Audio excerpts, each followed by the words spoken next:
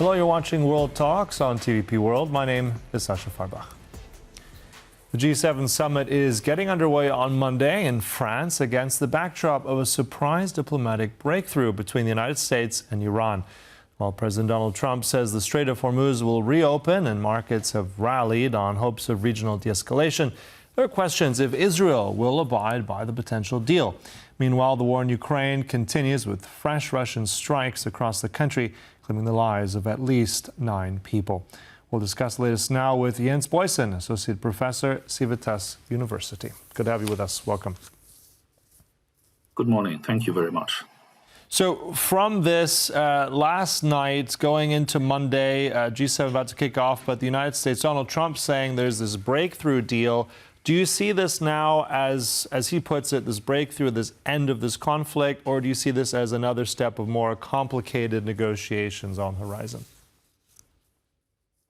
Well, it's not easy to tell. Judging from the earlier steps we've seen, we've had the situation in a way already more than once that progress was announced in Washington and then it still continued. So I would be very cautious. I hope this is now is having a new quality compared with the earlier steps. We can only hope for this because the world is waiting, of course, for this region to be reintegrated into the world energy supply network. So I try to be optimistic about this and take it as it is, but we've seen, unfortunately, several announcements by the American administration have then not really materialized. At the same time, we have to hope for, unfortunately, the mutual exhaustion of the warring sides. I mean, the U.S. says it can go on fighting technically, but there is a growing, let's say, exhaustion also in the American public. We cannot really tell about Iran. We would like to see Iran exhausted, so to speak, but it's very resilient. And I'm very cautious, really. I can only hope it's taking us one step forward. Yeah. Well, we've already had some reaction also from Europeans welcoming this. At the same time, I think the difference here might be that the Iranian side has also confirmed that this is now good on their side. Now, the big question also is, though, is the Israelis. I mean, already, I think in the last sort of hour, we've had the Israeli defense minister saying very much that IDF forces will not be leaving southern Lebanon. How much does Israel, let's say, complicate this? Yes, it could cause a lot of trouble for the United States. I mean, it's not new, really. We have these two uneven partners who have been conducting the war against Iran for the second time within a year. And it's repeatedly seemed quite unclear here in Europe who's actually having the lead on certain issues. And repeatedly, Donald Trump has kind of been forced to, let's say, restrain their partners. So Israel is very independent-minded on this issue. It has never, when it saw itself under threat and immediate attack, like from Hezbollah, let's say, too early laid down their weapons. And we can never be sure they will follow suit on this. At the same time, of course, they need American support. And if the Americans, and this is, I think, the key point, show a consistent attitude here, saying, now we have made a deal, and if Iran really follows up on that, this, of course, as you say rightly, would be a major change in comparison with earlier situations. The U.S. will kind of do anything they want to say, compel Israel, but Israel, as I said, it remains independent. We cannot be sure. This is, of course, also related with the situation in Gaza. Everywhere we have this unsolved situation, and Israel will always give priority to its national security interest as it sees it. So we cannot be sure what they're going to do. Mm-hmm. And also with all of this comes the Strait of Hormuz, I mean, incredibly important waterway. Very much a lot of this oil travels through there. We've had strikes there also on LNG plants and facilities. So important for the world economy. Now, Donald Trump has said, let the oil flow. Europeans are optimistic here as well. Is this now the moment where the Strait of Hormuz is open? How long also realistically will it take for shipping to continue to reach normal levels, if that is indeed the case? I cannot tell right now technically if it's open. They declared it would be open. Both sides have declared they would, so to say, stop their blocking measures. I hope it will happen. Then, of course, it may happen again. We cannot be certain. Donald Trump will now call on the Europeans again to now maybe step in after peace, so to speak, is being restored to help securing the situation. I don't know how the Europeans will react. We've seen very cautious reactions earlier. I, again, would be cautiously optimistic. This is now, as everybody is saying it's going to happen this way, all sides agree. Hopefully, yes, because we're still having a great problem with the energy supply, apart from the peace issue as such. So, yes, I tend to be cautious, but I would say I believe this is going to happen in the forthcoming weeks. Mm-hmm. Yeah, and also I think in terms of markets, we've seen the markets shift up and down. Now we've had European markets, at least today on Monday, rallying on this news. We'll see if that actually does carry on. I mean, this is critical for energy markets as well. Let's also tie it in. Energy will be a big topic also on the G7 that's starting today in France on Monday. Now, Donald Trump will be flying in as well, coming straight from his birthday. It was postponed because of his birthday. I'm just remind our viewers of that. What do you think of his mood now? I mean, is he now going to arrive? I mean, he's always someone seen as a bit erratic, but what will his mood now be, do you think, coming from announcing this? How will it be received by the other leaders? Well, I think, yes, he has changing moods, that's true. I think at this moment he is looking for successes. He wants to close certain chapters with a note of having been successful on that he is finally taken the lead and brought this to a good conclusion, whether it's Iran, whether it's the global situation as such.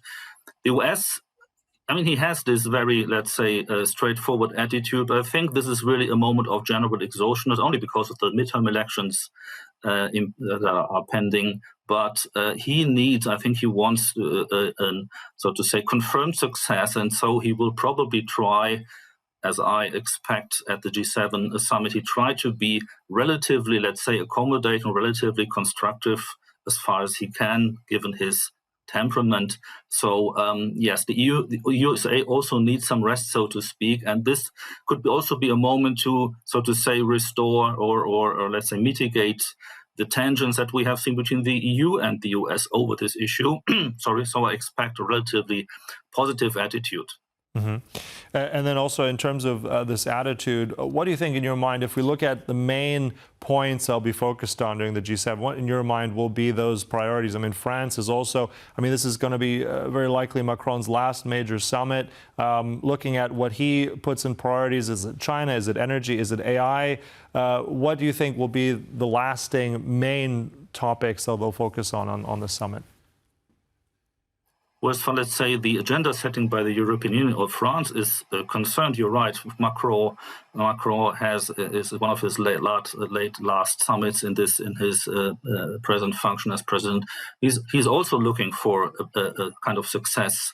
Let's say, give the image of being successful, being the European leader. I mean, this is always the underlying ambition here.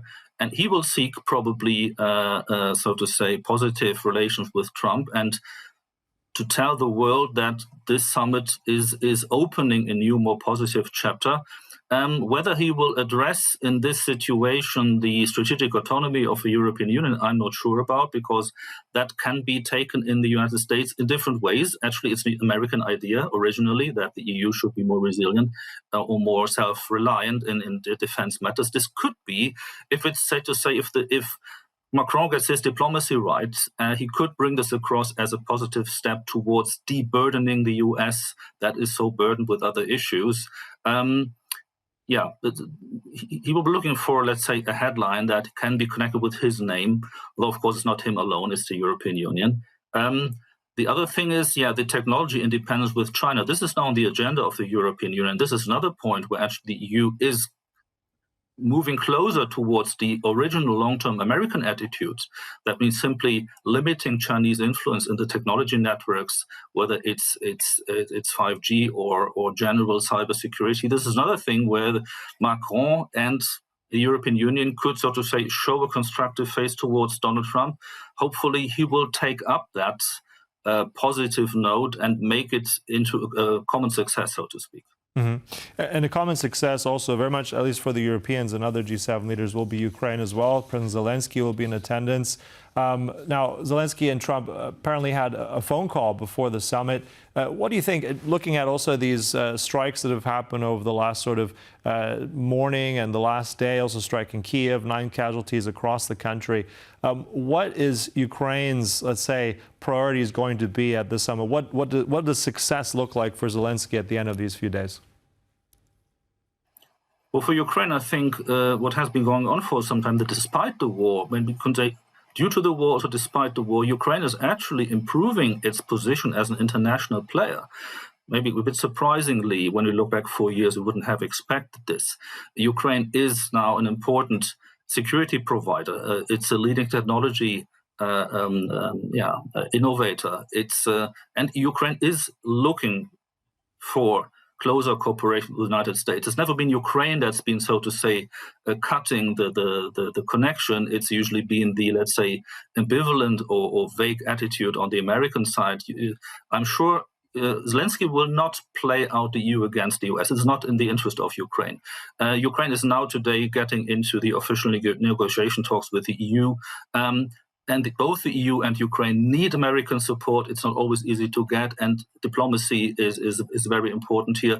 But I think he will, so to say, appear at the G7 summit as a new member of the, so to say, constructive powers in the world, and he will see good connections with both the American and the European side. All right, so it's going to be a busy next few days.